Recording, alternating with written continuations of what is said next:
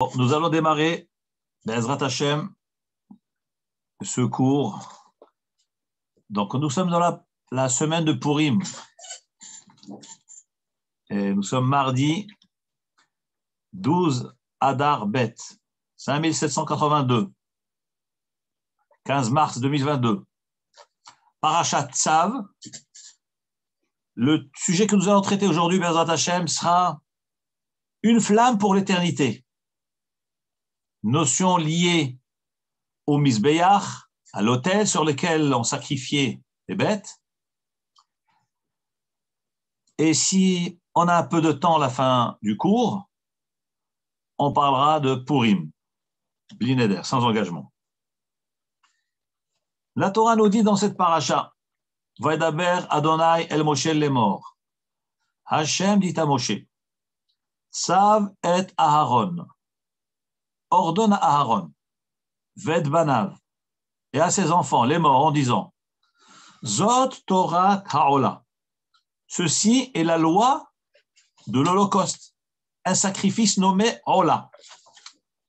Hi Haola, c'est elle, la Ola, c'est l'Holocauste, Al Mokda, qui brûle, Al Mizbeach, sur l'autel, Kol Halayla Adaboker, toute la nuit jusqu'au matin. Fait un Mizbeach tout kadbo. Et le feu du Mizbeach brûlera en lui. Cette paracha va traiter de tous les sacrifices que Kadosh Baruch Hu nous ordonne d'amener au Beth Amikdash, au Mishkan. Alors, nous avons plusieurs sortes de sacrifices. Il y a ce qu'on appelle la Ola. La Ola, c'est un sacrifice qu'on amène au Beth Amikdash quotidiennement, 2 fois par jour. C'est ce qu'on appelle le Korban Tamid. Les sacrifices quotidiens, c'est une sorte de Korban Ola. Une deuxième catégorie de Korban, c'est ce qu'on appelle Korban Khatat. Le sacrifice de Khatat, comme son nom l'indique, sacrifice de la faute pour expier les fautes involontaires qui ont été commises. Alors, on devait amener un Korban Khatat. Hacham, c'est encore une autre sorte de Korban. Mincha, l'offrande, c'est comme son nom l'indique, c'est une offrande de farine. On devait donc prendre une certaine quantité de farine, de laquelle on prélevait une kmitza, une poignée, et qu'on brûlait sur le Mizbeach. On brûlait donc cette petite quantité de farine mêlée à de la ketoret, à de l'elvona, avec la ketoret, on le brûlait sur le Mizbeach. Et une autre sorte de korban qui s'appelle shlamim. Shlamim, c'est les sacrifices que tout juif aussi peut amener, mais c'est consommé par les propriétaires.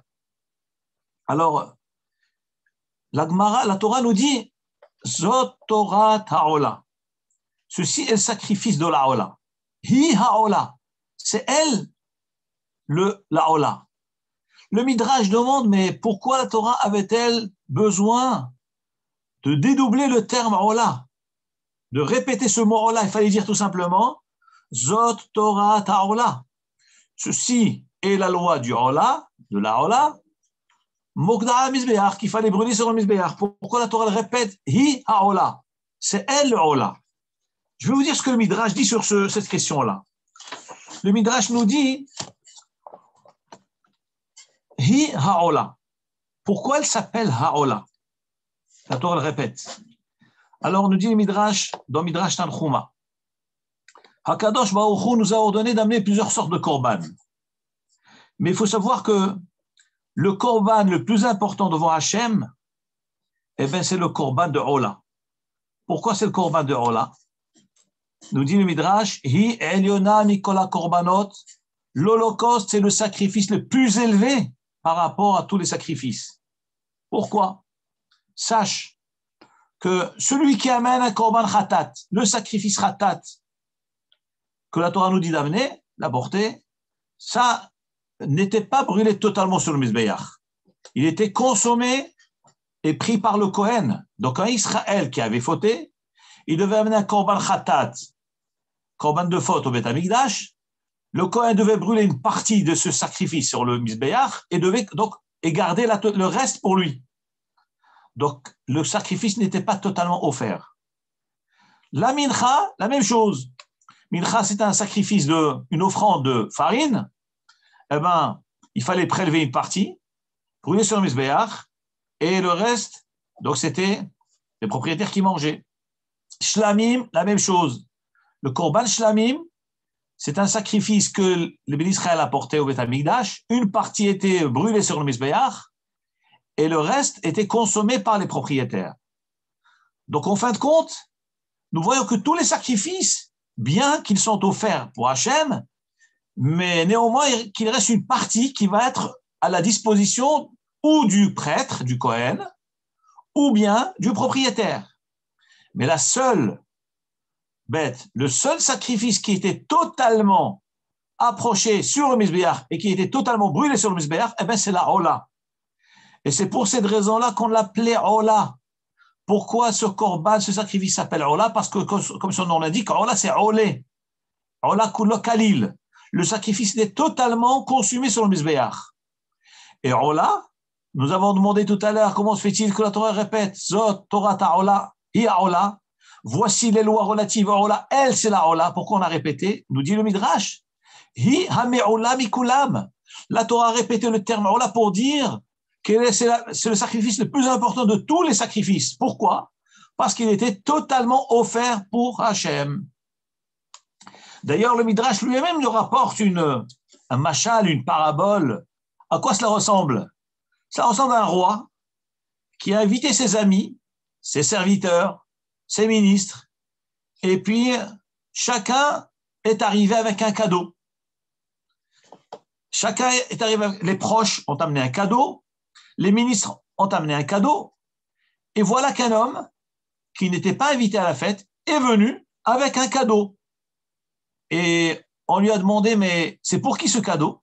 Mais vous n'êtes ni proche de la famille, ni membre du personnel, ni ministre, pourquoi vous amenez ce cadeau? Il a dit, ben vous savez, moi j'ai amené le cadeau pour l'amour que j'ai pour le roi. Bien que je n'ai pas de lien avec lui, je ne suis pas un ministre, je ne suis pas un proche, mais je l'amène pour l'amour que j'ai pour ce roi, donc j'amène ce cadeau. Et nous dit le Midrash, le roi a pris ce cadeau, il l'a déposé sur sa table, et les invités, les proches étaient là, ont demandé au roi, mais Sa Majesté, comment se fait-il que vous honorez plus le cadeau de cet homme que nos cadeaux à nous? Le roi leur a répondu, c'est normal. Vous avez amené des cadeaux parce que vous êtes obligé de les amener. Lorsqu'un homme faute, il est obligé d'amener un korban, khatat, une mincha aussi, shlamim aussi. Mais le seul cadeau qui est offert totalement pour l'amour de Hachem, eh bien, que Hachem ne demande pas, c'est korban ola. Nous dit le Midrash, voilà pourquoi le korban ola est au-dessus de tout. Parce qu'on le donne totalement pour Hachem, sans aucun profit personnel. Ça, c'est la notion de ola. Maintenant, il faudrait comprendre quelque chose de très important. Comment se fait-il que tous ces sacrifices, lequel qu'ils soient, que ce soit un sacrifice de khatat, shlamim, hacham ou une offrande, tout doit passer par le feu? Mais pourquoi tout doit passer par le feu? Pourquoi ne pas faire un autre rituel, une autre utilisation? Pourquoi tout doit aller sur le Mizbeach? Tout doit brûler sur le Mizbeach. C'est quoi cette notion de feu? Eh bien, regardez, d'abord, je vais vous lire un peu le psukim de la paracha. La Torah nous dit, le sacrifice que tu devras amener, Mokda ala Mizbeach. Il doit brûler sur le Mizbeach. Kol halayla, toute la nuit. Ada boker, jusqu'au matin. Ve'esh ha-Mizbeach tu kadvo. Et le feu du Mizbeach le brûlera. Donc, on voit la Torah, elle met l'accent sur le feu. Le feu, ça doit brûler sur le Mizbeach, dans le feu, et que ce feu doit brûler toute la nuit dans le Mizbeach. Maintenant, il y a un autre verset. Dans le verset 6 de Parashat Tzav, chapitre 6, nous dit la Torah, Esh tamid tukad ala Mizbeach. Un feu éternel, une flamme éternelle devra brûler sur le Mizbeach. Vous savez, lorsqu'Akadosh Baruch Hu a demandé à Moshe Rabbeinu de construire le Mishkan, dès la réalisation du Mishkan, un feu est descendu du ciel et a brûlé le korban. Depuis, sur le Mizbeach, il y avait un feu éternel. Ce feu ne s'éteignait jamais, c'est ce qu'on appelle Esh Min HaShamayim, un feu qui descend du ciel. Et ce feu a continué tout au long, à la fin du premier temple.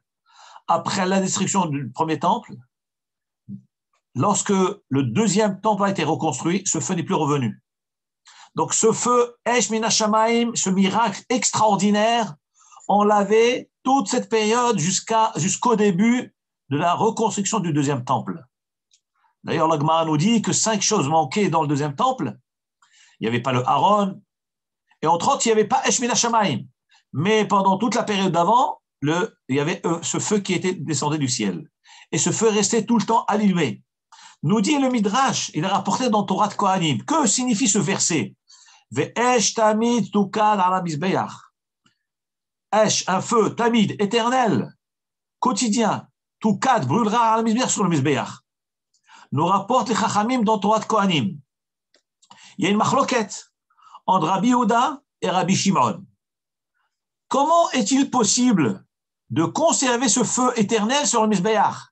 Les Bnei Israël dans le désert devaient donc démonter le Mishkan, devaient démonter la tente d'assignation, le Ohel Moed, devaient donc envelopper les Kélim du Mishkan et devaient envelopper le Mizbeach, l'autel.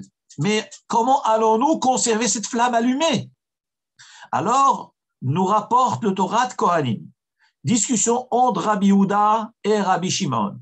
Rabbi Yehuda dit, effectivement, en réalité, tout le monde est d'accord que cette flamme est restée allumée tout le temps, même pendant le déplacement du Mishkan, même après le démontage du Mishkan. Là, cette flamme était tout le temps allumée. Seulement, comment on l'a manipulée? Puisqu'il fallait couvrir les Kélim, il fallait envelopper le Mizbeach. Nous dit Rabbi Yehuda, ils avaient un ustensile en fer, comme un genre de cloche qu'on déposait sur cette flamme, et ensuite on enveloppait le Mizbeach et on le déplaçait de cette façon-là. Mais la flamme n'était pas touchée, la flamme n'était pas éteinte, elle demeurait allumée. Ça, c'est l'avis de Rabbi Yehuda. Rabbi Shimon aussi dit que cette flamme, de toute façon, doit rester allumée, puisque la Torah l'ordonne. La Torah dit « Ve'esh tamid tukad ala mizbeach ». Le feu doit rester tout le temps sur le Mizbeach. Et d'ailleurs, les Chachamim nous disent, comme rapport d'Rashi, que celui qui éteint cette flamme transgresse, il sort de Torah, il transgresse de l'avim. Regardez ce que nous dit Rashi. Rashi nous rapporte, il a marqué l'otichbe, il a marqué tout, elle doit être allumée, elle ne doit pas s'éteindre. Nous dit Rashi, celui qui éteignait le feu qui était sur le Mizbeach, envers Mishne Lavin, il transgressait 2 interdictions. Il y a une mitzvah que ce feu doit brûler, il y a une mitzvah de ne pas l'éteindre. Les Chachamim considèrent cela comme 2 lavines, 2 interdictions. Donc elle devait à l'unanimité rester allumée. Donc comment on l'a déplacée? Selon Rabbi Yehuda, cette flamme était couverte sous une cloche en métal, en fer, pour la maintenir allumée. Et selon Rabbi Yehuda, Rabbi Shimon lui dit que on déplaçait cette flamme-là, on l'enlevait du Mizbeach, on la mettait dans un ustensile, et après, lorsque on remontait le Mizbeach, le Mishkan, donc on prenait cette flamme, cet ustensile qui contenait le feu, on le remettait dans le Mizbeach, mais pas qu'on déplaçait le Mizbeach avec la flamme dessus. Mais tout le monde est d'accord, à l'unanimité, que la flamme devait être maintenue allumée. Donc nous voyons cette notion de flamme allumée. Pourquoi passer par le feu? Pourquoi les korbanot doivent passer par les flammes? Je vais vous rapporter une notion très intéressante rapportée dans le Zohar HaKadosh. Le Zohar HaKadosh nous dit que lorsqu'un homme amène un korban, un sacrifice au temple, le sacrifice est de quelle couleur? Rouge, de la chair, de la viande rouge, rose, il y a du sang, aspersion de sang du sacrifice. Lorsqu'on brûlait ces sacrifices sur le Mizbeach, qu'est-ce qu'il devenait après? Deshen, cendre, Troumat Hadesh, d'où la mitzvah de prélèvement des cendres du Mizbeach. Si nous observons la couleur avant le feu et après le feu, nous constatons que la matière déposée dans le misbéach était rouge à la base, et sous l'effet de feu, elle devient blanche, blanchâtre, grisâtre, mais ça tend vers le blanc. Nous dit le Zohar HaKadosh quelque chose d'extraordinaire, que HaKadosh Baruch Hu nous a donné la mitzvah du Mishkan, la mitzvah du misbéach, la mitzvah des sacrifices. Mais pourquoi cette mitzvah? Quel est le secret de cette mitzvah? Le secret de la mitzvah, c'est de transformer le rouge en blanc. Qu'est-ce que c'est le rouge? Les rouges, c'est les fautes de l'homme. Le rouge, c'est la rigueur. Le blanc, c'est l'expiation de fautes. C'est le pardon. C'est midad harachamim. D'ailleurs, il est marqué dans un verset du Navi. Si vos fautes sont rouges comme le shani, c'est un ver de terre qui a cette couleur-là, kasheleg yalbinu, eh bien, ils blanchiront comme le sheleg, comme la neige blanchâtre, un blanc éclatant. Ça veut dire que la faute est considérée comme rouge parce que la faute est liée au sang, elle est liée à la notion de sanguinaire, elle est liée à la condamnation, elle est liée à la rigueur. Et à travers le feu, à travers le misbéach, cette matière se transforme en blanc. Elle devient blanchâtre. Donc ça veut dire l'expiation de faute. Nous dit le Zohar HaKadosh, voilà la raison pour laquelle nous devons amener, la Torah nous a ordonné d'amener des sacrifices, c'est pour pouvoir transformer la rigueur en miséricorde. Grâce à cette flamme, mais cette flamme est une flamme éternelle. Cette flamme, certes c'est le misbéach. Il faut savoir que dans le cœur de tout un chacun, de tout juif, il y a ce qu'on appelle Neshama Kdosha, l'âme sainte. C'est ça, la misbéach. Esh ala misbéach tu kadvo. Le misbéach n'est rien d'autre que notre cœur. Et sur ce cœur, dans ce cœur-là, il y a une flamme éternelle. La flamme éternelle, c'est la Neshama. Cette Neshama qui connaît toutes les vérités. Cette Neshama qui a promis au moment de sa naissance, je ferai la Torah, je garderai les mitzvot. Comme il est marqué dans Masechet Nida Mashbi'in Oto, un homme avant sa naissance, on lui fait jurer. Tiet Tzadik Va'al Te'er Rasha, comme il est rapporté dans le début du Tanya. Tiet Tzadik Va'al Te'er Rasha, on fait jurer l'homme, assermenté. Tu seras un Tzadik et tu ne seras pas un Rasha. Donc il y a cette vérité, cette Neshama, cette présence, omniprésence qui dirige l'homme tout au long de sa vie, si l'homme veut bien l'écouter.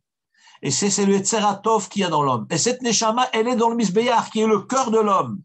Et la Torah nous dit, Ve'esh tami tukad ala Misbéach. Un feu éternel devra brûler dans le Misbéach, c'est-à-dire savoir que nous avons en nous cette Neshama extraordinaire. Savoir que cette Neshama a reçu tout déjà, a été présente en Mahamad Har Sinaï, au moment du don de la Torah. Cette Neshama a dit Na'aseh venishma. Elle a accepté la Torah comme il est écrit dans le verset Kol asher yeshno po imanu hayom v'asher enenu po imanu hayom. Moshe Rabbeinu a réuni tout le monde et leur a dit ceux qui sont là, ceux qui ne sont pas là.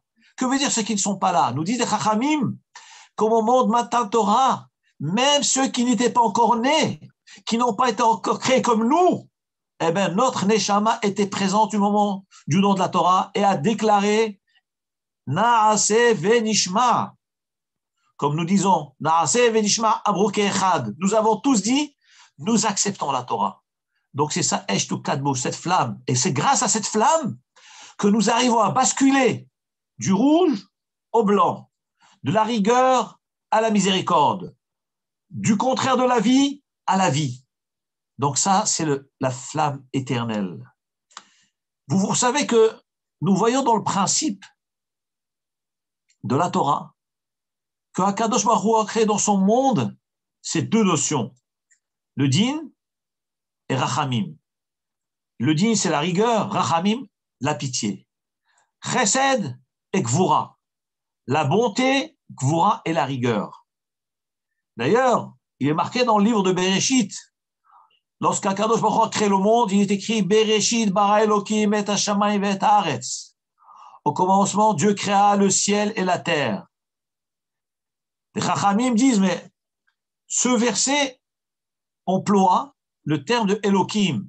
Hakadosh Baruch Hu, lorsqu'il a écrit sa sainte Torah, a rédigé les propos suivants en parlant de lui-même. Bereshit au commencement, Bara Elohim, Dieu créa. C'est Dieu qui écrit et qui transmet à Moshe Rabbeinu plus tard. Mais pourquoi Hachem écrit le terme Elohim? C'est un terme rigoureux. Nous savons que Elohim vient du mot El. El veut dire fort, dur, rigoureux. Pourquoi Hachem n'a pas écrit Bereshit bara Adonai, qui est un terme de miséricorde, de douceur, de tendresse? Nous disent les Chachamim, parce qu'Akadosh Baruch Hu, au commencement, a voulu créer un monde avec rigueur. Un monde qui marche avec rigueur. Mais plus tard, nous constatons, lorsqu'on avance dans la paracha, la Torah, après avoir décrit les 6 jours de la création, ainsi que tout ce qui a été créé pendant ces 6 jours, la Torah conclut en disant Beyom, Bero, Adonai, Elohim, Shammai Baaretz. Lorsqu'Akadosh Baruch Hu a créé tout cela, Hachem, Elohim. Hachem et Elohim. Demande alors le Midrash. Mais comment se fait-il que là, tout d'un coup, Hakadosh Baruch Hu écrit dans sa sainte Torah, Hachem a créé Hachem, Elohim, Hachem qui est rigueur, Elohim qui est rigueur et Hachem qui est miséricorde, après avoir achevé la création du monde. Comment se fait-il que la Torah elle change de terme? Hakadosh Baruch Hu change de propos au départ. Hachem a créé Bereshit bara Elohim, Hachem a créé avec rigueur, et à la fin, il dit Biom Bero, Hachem Elohim. Nous disent les Chachamim qu'à la base, Hakadosh Baruch Hu voulait créer un monde avec rigueur, mais il a vu que le monde ne pouvait pas tenir avec rigueur. Qu'est-ce qu'il a fait? Shitef imo midat arachamim. Il a associé avec la rigueur la miséricorde pour pouvoir permettre le maintien et l'existence du monde. Qu'est-ce que nous voyons de ces enseignements-là? Nous voyons que le monde a besoin de rigueur. Et pensez, imaginez un monde sans rigueur, le monde ne peut pas tenir. On a besoin de rigueur dans le monde. Mais on ne peut pas non plus tenir un monde qu'avec rigueur. Il faut aussi de la miséricorde. Miséricorde, de chesed, rachamim, non plus. Tout seul ne peut pas fonctionner, ne peuvent pas maintenir le monde. Le monde a besoin de rigueur. Donc nous dit le Midrash, Hakadosh Baruch Hu, Shitef et Ma Midad Arachamim. Hakadosh Baruch Hu a associé à la rigueur aussi la miséricorde. Donc nous voyons de là, le monde a besoin de rigueur, le monde sans rigueur ne peut pas tenir, le monde qu'avec miséricorde ne peut pas tenir. Hachem a fait tenir le monde avec l'association des deux, rigueur et miséricorde. Eh bien, l'être humain a été créé à cette image-là. Nous avons une forme, une coupe de corps. Nous avons des bras, des jambes, une tête. Dans la Kabbalah, le bras droit s'appelle Chesed. Il correspond à ce qu'on appelle la qualité, la sphira de Chesed. Le bras gauche correspond à la sphira, à la qualité de ce qu'on appelle Gvura, rigueur. Et d'ailleurs, vous constaterez que dans le corps humain, la main la plus forte, c'est laquelle? C'est la droite. La plus faible, c'est la gauche. Mais on a besoin des deux. Chas Shalom, on n'imaginerait pas un homme avec un bras manquant, parce qu'on verrait tout de suite le déséquilibre du corps. Le corps a besoin de 2 bras. Bras droit, bras gauche. Mais bien qu'il y ait besoin de l'équilibre, il y a quand même une supériorité qui a été attribuée à la droite plus qu'à la gauche. Et c'est pour cette raison-là que les Chachamim nous disent que les tefilines, nous devons les porter sur la main gauche, nous dit la Gemara. Mais nous savons très bien que nous devons toujours honorer et donner la priorité à la droite. Comment se fait-il que pour la mitzvah de tefilines, on les met sur le bras gauche? Les Chachamim nous amènent l'enseignement du verset. Parce qu'il est écrit « Ve'aya le'ot al yadecha » et ça sera un signe sur ton bras. En hébreu, grammatiquement, l'orthographe de Yadecha, ça doit s'écrire avec un chaf sophite. Vehaya leot, et les phylactères du bras seront comme signe al Yadecha, chaf sophite sur ton bras, avec un chaf final. Or, dans la Torah, nous voyons que la Torah a changé la lettre. Il n'y a pas marqué chaf sophite, il y a marqué chaf he. Il Yadecha kaf he. Alors, les Chachamim ont tiré de là un enseignement que si la Torah a transmis qu'il fallait écrire de cette façon, c'est qu'il fallait tirer un enseignement. Lequel? C'est qu'il faut lire, pas dire Yadecha, mais il faut lire Yad Keha, en deux mots. La main faible. Ve'haya le'ot, et tu porteras les tefilin, al Yad Keha, sur la main faible. Et qui c'est qui la main faible? C'est la main gauche. Voilà d'où nous apprenons que les tefilin, nous devons les porter sur la main gauche. Mais vous voyez à travers cet enseignement que la main gauche est considérée comme une main faible, mais nous en avons besoin. Donc, Akadosh Baruch Hu a créé un corps doté d'un bras droit, d'un bras gauche. Pourquoi ce corps de cette façon-là? Parce que ce corps doit ressembler à un corps qui est là-haut. Où ça là-haut? Dans les mondes célestes. Là, nous allons arriver à ce qu'on appelle Komat Adam. Bon, ce que je vais vous dire maintenant dans une petite parenthèse, ça relève de la Kabbale, mais un tout petit mot rapide. L'image de l'homme terrestre est semblable et symétrique et projection de l'image originelle et originale d'en haut. C'est-à-dire que dans le ciel, il y a une forme qu'on appelle Komat Adam. Qu'est-ce que c'est Komat Adam? Il y a une notion, Kaviachol, Akadosh Baruch Hu a fait qu'il y a ce qu'on appelle les 10 sphirotes. Les 10 sphirotes, le mot sphira signifie, ça vient du mot saphir, signifie diamant. C'est-à-dire que Akadosh Baruch Hu gère le monde à travers 10 facettes. Les 10 éléments, c'est Hachem lui-même, Kaviachol. Les 10 éléments, les 10 qualités, les 10 façons de gérer, c'est Hachem lui-même qui en fait un seul. Tout s'appelle un. Hachem Echad ou Shmo Echad. Alors, comment c'est possible de dire que 10 est égal à 1? Nous dit les Chachamim que de la même manière que lorsqu'on voit des lumières passer à travers des vitraux, l'effet de lumière à l'extérieur des vitraux va refléter la couleur du vitraux. Si le rayon va passer à travers un vitrau qui est rouge, les rayons seront rouges. À travers un vitrau vert, il sera vert. Donc, le reflet a de différentes couleurs, mais l'origine de la lumière, la source de lumière est unique et seule. Hakadosh Baruch Hu, c'est le Or En Sof Baruch Hu. C'est une lumière jaillissante, d'une grande puissance. Maintenant, cette lumière, lorsqu'elle passe à travers ces vitraux, elle a un aspect différent. C'est ce qu'on appelle les sphirotes. Akadosh Baruch Hu régit son monde à travers les sphirotes, c'est-à-dire de plusieurs façons, de plusieurs aspects, de plusieurs couleurs. Eh bien, il y en a 10. Et 2 d'entre elles s'appellent Chesed et Gvura, miséricorde et Gvura et rigueur, qui correspondent aux 2 bras du corps humain, puisque nous avons dit que le corps humain correspond à une copie du corps céleste, qui est Komat Adam. Ainsi nous dit Eliyahu Hanavi dans la Ptichat Eliyahu, qui a été révélé, que Eliyahu Hanavi a révélé à Rabbi Shimon Bar Yochai dans la grotte. Et ce passage-là, nous le lisons, particulièrement les Sfarades, le monde séfarade, avant chaque prière, nous lisons Ptichat Eliyahu, d'où le nom du Sidour connu en France, le Patach Eliyahu. D'où vient cette appellation? C'est vrai que Eliyahu Sharbit Alav Shalom, qui était donc à la base de l'édition de ce livre, a donné son nom au Sidour, mais en réalité, Patach Eliyahu, c'est lié à Ptichat Eliyahu, qui est le début de la prière. Pourquoi ce passage au début de la prière qui est exprimé en araméen? C'est la révélation qu'a fait Eliyahu Hanavi dans la grotte à Rabbi Shimon Bar Yochai.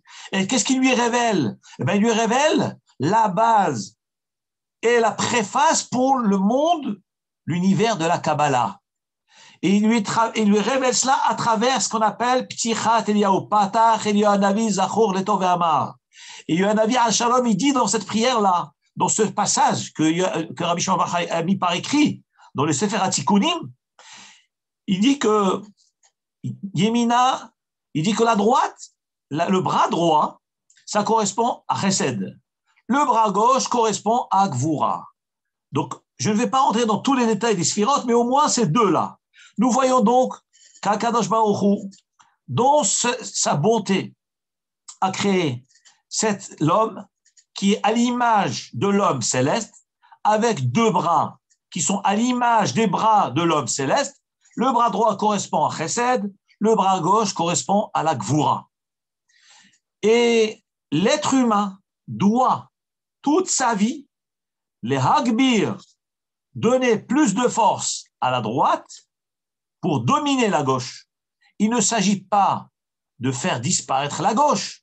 Il s'agit, l'iklol hakol bayamin, comme nous disent les chachamim, d'englober tout dans la droite. Première notion. Donc, j'englobe tout dans la droite. La gauche doit être englobée dans la droite. D'où le din et la tradition. Lorsque nous faisons la tfila, nous devons poser la main droite sur la gauche et sur son cœur. Pour ainsi dire, je soumets la gauche à la droite. Et ensuite, on fait la tfila. Il y a une deuxième notion qu'on appelle les haberan yachad, les unir ensemble.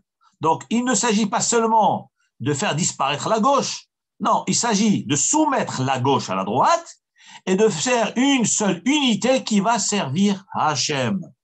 Et tout au long des halachot, tout au long des mitzvot que nous voyons à travers la Torah, nous voyons cette notion qui revient. La tête koach, donner la force à la droite contre la gauche et associer la gauche à la droite. Le Kaf HaChaim alav shalom écrit que dans la mitzvah de tzitzit, dans la de tzitzit, il dit lorsqu'un homme il prend le talit, il veut s'envelopper d'un châle de prière le matin, pour les hommes, il doit saisir le talit d'abord qu'avec la main droite, pas avec les deux mains. Lorsqu'il déplie le talit, il doit le saisir avec la main droite seulement. Et au moment où il le saisit, il doit penser dans son esprit, pour ceux qui veulent penser, et l'idéal, c'est de faire l'Eshem Yichud, c'est la prière que nous faisons avant de nous envelopper du talit. Il faut dire l'Eshem Yichud, au nom de l'unification du nom Hachem. On dit tous les versets que Chachamim ont écrits concernant la mitzvah, et je dois rajouter je m'apprête et je pense à inclure le tout dans la droite. Et je saisis à cet instant-là le talit avec ma main droite, en pensant que la gauche est soumise à la droite. Et ensuite, je ressaisis le talit avec la gauche, parce qu'une fois qu'on a soumis tout à la droite, la gauche est soumise et la gauche devient unie avec la droite. Donc il y a ces deux notions-là, de soumettre la gauche à la droite, et ensuite d'utiliser la gauche au service de la droite pour le kavod de Hachem, les deux à la fois. La Gemara dans le traité de Shabbat, page 119, Kuf Yutet Amoud Aleph, sinon Amoud Bet. La Gemara nous dit que tous les vendredis soirs, lorsqu'un homme dit Vaychulu Hashem Vaaretz, lorsqu'un homme proclame la grandeur de Hachem, exprime ce témoignage que Hachem a créé le ciel et la terre en 6 jours, s'est reposé le 7e jour. C'est la prière que nous lisons après la Hamida du vendredi soir. Et ensuite, cet homme-là va rentrer à la maison, il va relire Vaïchoulou une deuxième fois dans le Kiddush du vendredi soir. Nous dit la Gemara, 2 anges l'accompagnent tout au long de son chemin, de la choule, de la synagogue à la maison. La Gemara nous dit, ils arrivent à la maison, dit la Gemara, un ange Tov, l'ange de bien et l'ange du mal. Les deux vont l'accompagner.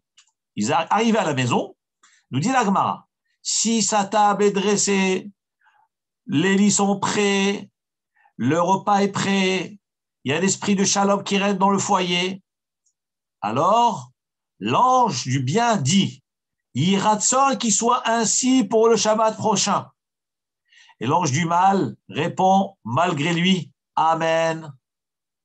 Mais si, Chaz Veshalom, la situation du foyer n'est pas dans ce cas-là, il n'est pas dans ce contexte, il n'y a pas de shalom, il n'y a pas de table dressée, il n'y a pas d'esprit de Shabbat, il y a des paroles de chol, des paroles de la semaine, du commerce à table.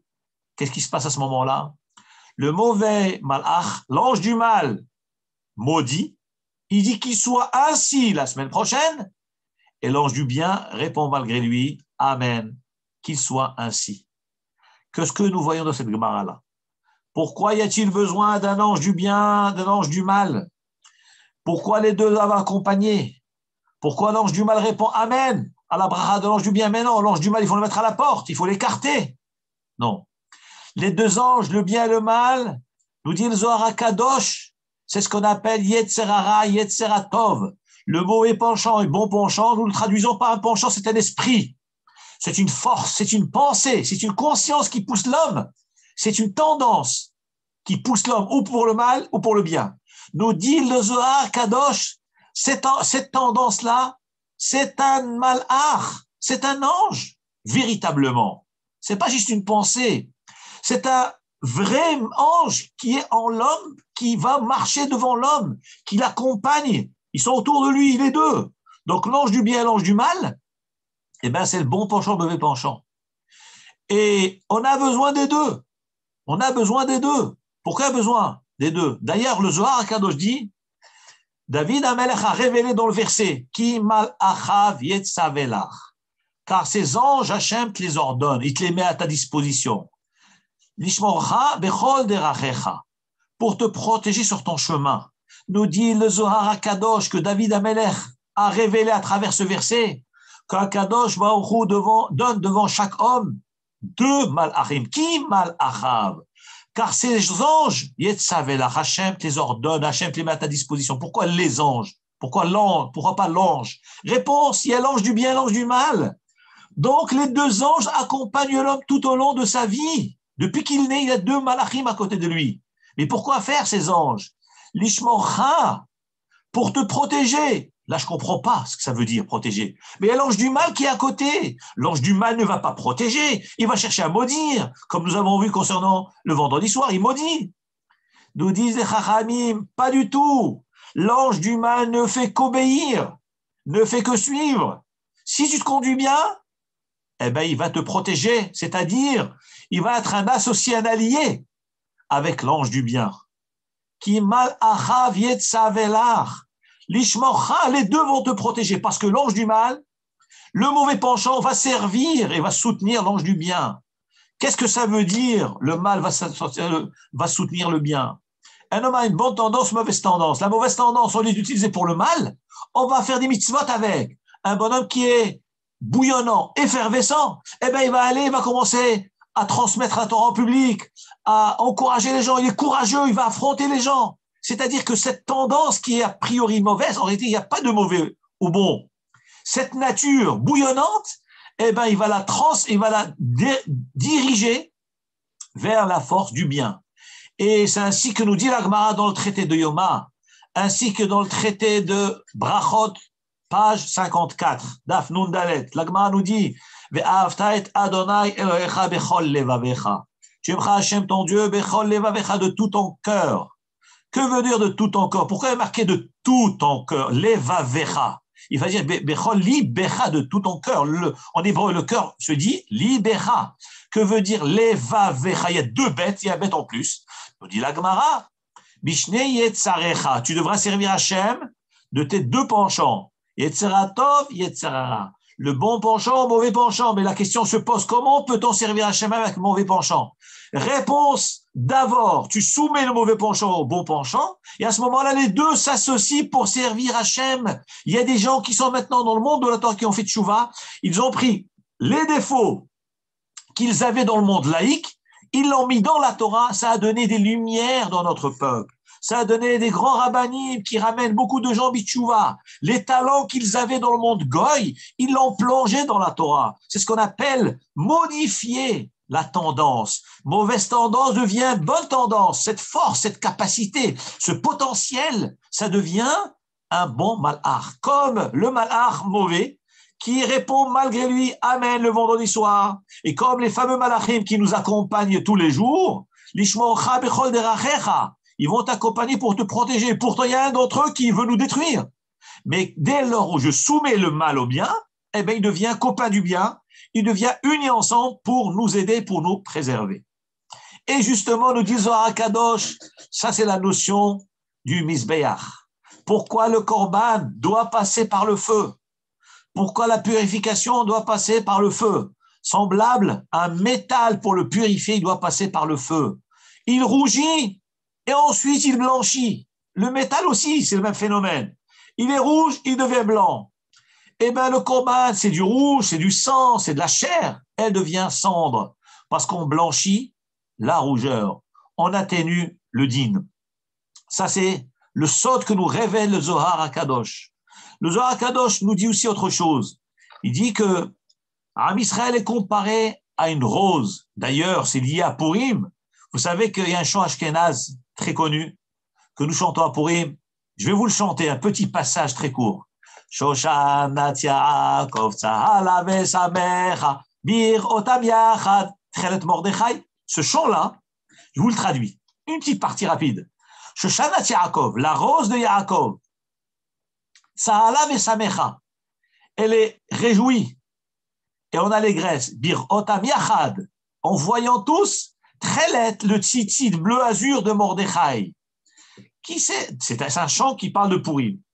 Qui c'est Shoshanat Yaakov? C'est pas une dame qui s'appelle Shoshana. Non. Le peuple juif s'appelle Shoshana.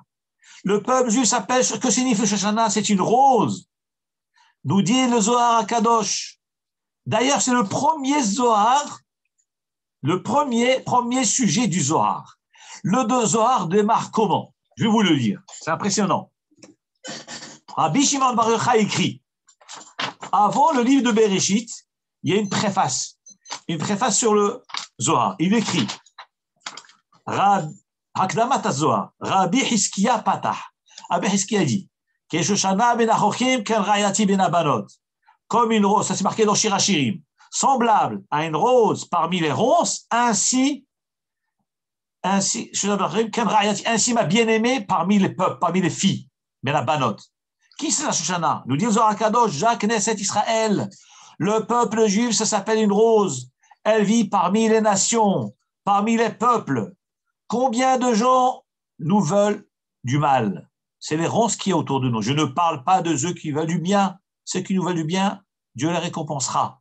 Mais c'est combien de gens nous veulent du mal? C'est les ronces autour de la rose. Nous disent le Zohar HaKadosh, pourquoi le peuple juif est comparé à la rose? Il y a une rose rouge, une rose blanche. Ça, c'est marqué dans ce Zohar-là. Il y a un autre Zohar, dans un autre passage où c'est marqué que les pétales roses, elles blanchissent avec le temps après. Elles blanchissent, c'est incroyable. Le rouge devient blanc. Parce que Am Israël est comparé justement à cette rose.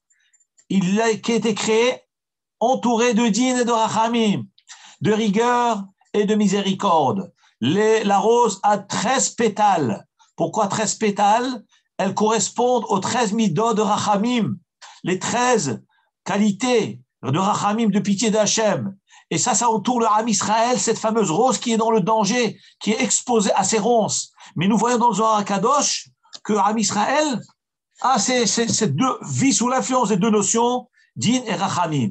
Maintenant, comment on fait pour basculer de l'un à l'autre? C'est parce que par Esh Tamid Tukad ala Mizbeach. Ce feu doit brûler dans notre cœur qui est quoi? L'obéissance à la Torah, les prières, implorer Hachem, pleurer devant Hachem. C'est ainsi que nous arrivons à transformer le din au rachamim. Maintenant, comme on est à la fin du cours, je vais vous dire un petit mot sur Purim. La Gemara, dans le traité de Choulin, nous dit, page Kouf Lamed Tet Hamoud Bet, page 139, côté B. La Gemara dit Haman mina Torah minayin. D'où avons-nous une allusion de Haman dans la Torah? Alors, ce que je vais vous dire maintenant, j'ai entendu de mon ami, mon cher ami, Rabbi Shlomo Ifrah, d'Aix-les-Bains, qui m'a dit ce chidouche hier soir. Et là, je vous ramène les références. J'ai cherché, j'ai trouvé les références. Alors, le Gemara nous dit Haman mina Torah minayin. Nous savons très bien entre l'histoire de la Torah, du don de la Torah, et Haman, plusieurs millénaires se sont écoulés, au moins peut-être 2000 ans, 2500 ans, puisque l'histoire de Haman se passe à la fin au début, à la fin du premier temple. Donc, depuis le premier temple jusqu'à Moshe Rabbeinu Marcharia, ça fait plusieurs milliers d'années. Alors, Haman, la Torah, quand même, nous dit qu'il y a une allusion de Haman dans la Torah. Où c'est marqué? Parce qu'il y a marqué dans Bereshit, Hamin Ha'etz, de cet arbre-là. Alors, je vous dis le pasuk ce qu'il dit. Hakadosh Baruch Hu, il voit que Adam et Chava se cachaient. Alors, il leur a dit, mais pourquoi vous le cachez? Ils ont dit, on a eu honte parce qu'on est découvert. Il a dit, pourquoi vous avez constaté que vous êtes découvert? Vous êtes nus. Ah, vous avez honte, mais la honte ne vient que par la faute. Donc, vous avez fauté. Parce que jusque-là, il n'y avait pas honte, ils étaient déshabillés, ils n'avaient pas honte. Et là, ils ont honte. Alors Hachem leur dit quoi? Ah, quoi ça veut dire que l'arbre que j'ai ordonné de ne pas consommer, le fruit de cet arbre, vous l'avez consommé? Ça veut dire que vous avez désobéi. Et donc, vous avez la honte parce que vous avez fauté. Alors, nous dit la Gemara, dans le traité donc, de Choulin, Dav, Koufyut, Kouflamet, Tet, Amoudbet, d'où nous apprenons Haman dans la Torah, parce qu'il y a marqué Hamin Ha'etzazé. Est-ce que de cet arbre-là, vous avez consommé? Et le mot Hamin, ça s'écrit Haman aussi. Donc, on peut le dire Hamin et Haman. Alors, mon ami Rabbi Shlomo Ifrah, Zacher le Tov, il me dit, mais je ne comprends pas, mais quel rapport il y a entre Haman et Hamin Ha'etzazé? La Torah nous parle de l'arbre. L'arbre Hamin, est-ce que c'est sous forme interrogative? Est-ce que de cet arbre-là, vous avez consommé? Et comment tout à coup, de là, la Torah, elle prend un mot, elle en fait Haman. Elle dit c'est Haman, le remède de Haman. Il m'a apporté une interprétation extraordinaire, et qui est d'actualité avec les événements qui se passent dans le monde aujourd'hui. Et c'est pour ça que je vous le dis maintenant. Ouvrez votre cœur. Nous dit la Torah, Hakadosh Baruch Hu interdit à Adam Arishon quoi? Un seul arbre, un fruit. Etz Hadat, Tovara. Mais le jardin d'Éden, c'est un grand jardin qui était plein d'arbres, autant de fruits qu'il voulait. Mais qu'est-ce que toi, Adam Arishon, tu vas aller consommer? Que ce fruit-là. Mais tu en as des centaines, des milliers de fruits. Pourquoi tu vas t'entêter pour aller chercher cet arbre-là? C'est ce que Hachem a demandé à Adam Arishon. Quoi? Ça t'a pas suffi tout ce que je t'ai donné dans le Gan Eden. Tous les arbres fruitiers, tous les bienfaits. La Midrash nous dit les malachim, les anges du ciel descendaient tous les jours pour lui griller de la viande et lui donner du vin extra, du vieux vin. Et lui, il lui manquait que ce fruit-là. Hachem lui dit, mais je comprends pas ton attitude d'Adam Arishon. Amin, Haetz, Hazé, ce terme-là unique, c'est ça qui te manquait. Et c'était ça son erreur. Et c'est ce qui a causé sa mort. Et c'est ce qui a causé la mort au monde à tous les humains, la mita. Puisque après, Adam Chava a fauté, elle a fait manger à son mari, et de là, la mortalité du monde, l'humanité meurt. Nous dit la Gemara, eh ben c'est ça le secret de Haman. Haman mina Torah, c'est-à-dire la notion de cette chose-là de Haman. Qu'est-ce que Haman voulait? Il voulait faire quoi, Haman? Haman, tout le monde se prosterne devant lui. Tout le monde le vénérait. Tout le monde l'honorait. Il avait tout le kavod, toute la richesse du monde. Mais une chose le dérangeait. Un petit juif qui s'appelle Mordechai. Et Haman, il dit dans la Haggadah, dans la Megillah, il dit à sa femme, Vashti, mais tout ça ne vaut rien pour moi. Quoi tout ça? La richesse, les honneurs, le kavod, la suprématie qu'il y avait dans le palais, ça ne vaut rien, tout ça c'est zéro. Quand je passe devant la porte du palais et je vois que ce juif-là ne se baisse pas. Mais un juif, c'est rien, c'est une poussière. En quoi ce petit juif te dérange? Ça, c'était la nature de Haman. Haman avait tout ce qu'il fallait, mais il ne supportait pas qu'un homme se soumette pas. Et c'est ce que nous dit l'Agmara, il a dit Rabbi Shlomo. C'est que ce qu'on apprend de l'arbre d'Adam Arishon, Hachem lui a donné tout ce qu'il fallait dans le champ, autant de fruits qu'il voulait.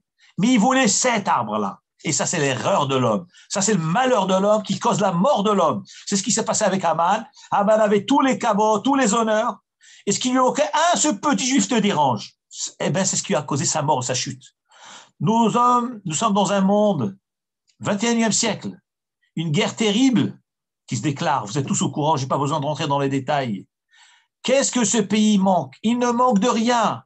L'armée, il a une armée terrible, une des plus fortes du monde. La richesse, le pétrole, le gaz, les honneurs, la population des millions d'habitants. Que veux-tu chercher dans ce petit coin, ce petit pays qui s'appelle l'Ukraine? En quoi il te dérange? Laisse ces gens vivre au point de tirer sur des civils, tuer des gens, des femmes enceintes, des hôpitaux.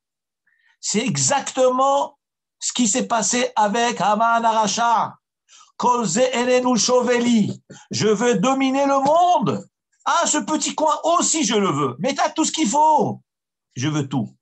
Mais qu'est-ce qui se passe à la fin? Mita, c'est la mort. Ça finit par la mort, ça finit par la chute. On perd tous les honneurs, toutes les richesses, toutes les bonnes relations avec les pays occidentaux. le monde international, tout est perdu. C'est la vraie mort. Pourquoi? Parce qu'on veut ce petit juif-là. Parce qu'on veut ce fruit de l'arbre. Parce qu'on veut ce petit honneur qui est minime par rapport à tout ce qu'on a déjà.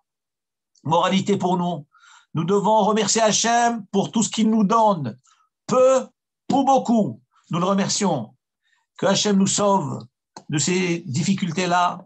Hachem nous sauve du kavod. Et que Hachem nous donne le mérite très bientôt d'accueillir Mashiach, parce que véritablement, Mashiach est devant nous, préparons-nous, c'est bientôt. À très bientôt, Purim, Sameach et Shabbat Shalom.